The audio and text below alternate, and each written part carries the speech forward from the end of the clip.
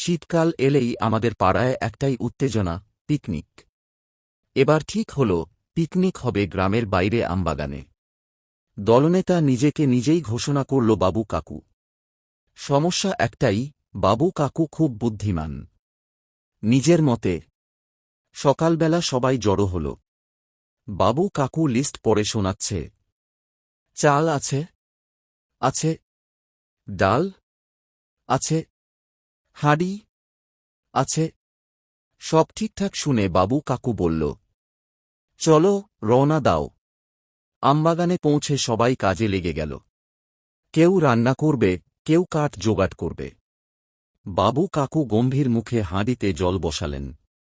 আধ ঘণ্টা পর ঢাকনা খুলে দেখেন, চালই নেই। সবাই একসাথে চেঁচিয়ে উঠল, চাল কই? খোঁজাখুঁজি করে জানা গেল, চালের বস্তাটা বাসে রেখেই সবাই নেমে এসেছে। শেষমেশ পাশের গ্রাম থেকে চাল আনানো হল। রান্না শুরু হতেই নতুন বিপদ। রতন দাদা নুন দিতে গিয়ে ভুল করে চিনি ঢেলে দিল। খিচুড়িতে এক কামড় দিতেই সবার মুখ এমন হল যেন লেবু চিবাচ্ছে। বাবু কাকু বললেন, এটা মিষ্টি খিচুড়ির নতুন আইটেম। খাওয়ার ফাঁকে শুরু হল ছবি তোলা। পলাশ সেলফি তুলছে, এমন সময় পিছন থেকে একটা ছাগল এসে তার প্লেটে মুখ ঢুকিয়ে দিল। পলাশ চিৎকার করে উঠল, আমার লাঞ্চ চুরি! ছাগলটা নির্বিকার মুখে চিবোতে চিবোতে পালাল। সবাই হেসে লুটোপুটি। বিকেলে ঠিক হল খেলাধুলা হবে। দৌড় প্রতিযোগিতায় বাবু কাকু দৌড়াতে গিয়ে নিজের লুঙ্গিতেই পা জড়িয়ে পড়ে গেলেন। উঠে বললেন, আমি পড়িনি, মাটি খুব শক্ত ছিল।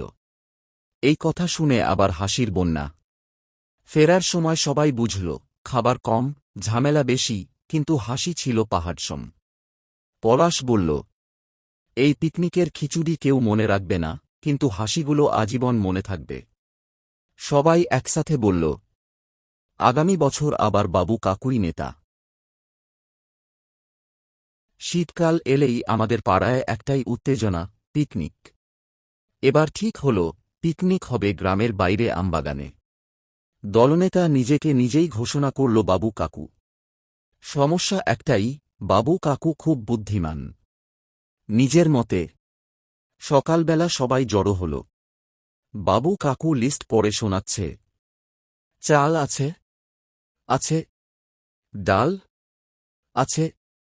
হাঁড়ি? আছে। সব ঠিকঠাক শুনে বাবু কাকু বলল, চলো, রওনা দাও। আমবাগানে পৌঁছে সবাই কাজে লেগে গেল। কেউ রান্না করবে, কেউ কাঠ জোগাড় করবে। বাবু কাকু গম্ভীর মুখে হাঁড়িতে জল বসালেন। আধ ঘণ্টা পর ঢাকনা খুলে দেখেন, চালই নেই। সবাই একসাথে চেঁচিয়ে উঠল, চাল কই? খোঁজাখুঁজি করে জানা গেল, চালের বস্তাটা বাসে রেখেই সবাই নেমে এসেছে। শেষমেশ পাশের গ্রাম থেকে চাল আনানো হল। রান্না শুরু হতেই নতুন বিপদ। রতন দাদা নুন দিতে গিয়ে ভুল করে চিনি ঢেলে দিল। খিচুড়িতে এক কামড় দিতেই সবার মুখ এমন হল যেন লেবু চিবাচ্ছে। বাবু কাকু বললেন, এটা মিষ্টি খিচুড়ির নতুন আইটেম। খাওয়ার ফাঁকে শুরু হল ছবি তোলা। পলাশ সেলফি তুলছে, এমন সময় পিছন থেকে একটা ছাগল এসে তার প্লেটে মুখ ঢুকিয়ে দিল। পলাশ চিৎকার করে উঠল, আমার লাঞ্চ চুরি! ছাগলটা নির্বিকার মুখে চিবোতে চিবোতে পালাল। সবাই হেসে লুটোপুটি। বিকেলে ঠিক হল খেলাধুলা হবে। দৌড় প্রতিযোগিতায় বাবু কাকু দৌড়াতে গিয়ে নিজের লুঙ্গিতেই পা জড়িয়ে পড়ে গেলেন। উঠে বললেন, আমি পড়িনি, মাটি খুব শক্ত ছিল। এই কথা শুনে আবার হাসির বন্যা। ফেরার সময় সবাই বুঝল, খাবার কম, ঝামেলা বেশি, কিন্তু হাসি ছিল পাহাড়সম। পলাশ বলল, এই পিকনিকের খিচুড়ি কেউ মনে রাখবে না, কিন্তু হাসিগুলো আজীবন মনে থাকবে। সবাই একসাথে বলল, আগামী বছর আবার বাবু কাকুই নেতা। শীতকাল এলেই আমাদের পাড়ায় একটাই উত্তেজনা, পিকনিক। এবার ঠিক হল, পিকনিক হবে গ্রামের বাইরে আমবাগানে। দলনেতা নিজেকে নিজেই ঘোষণা করল বাবু কাকু। সমস্যা একটাই, বাবু কাকু খুব বুদ্ধিমান। নিজের মতে। সকালবেলা সবাই জড়ো হল।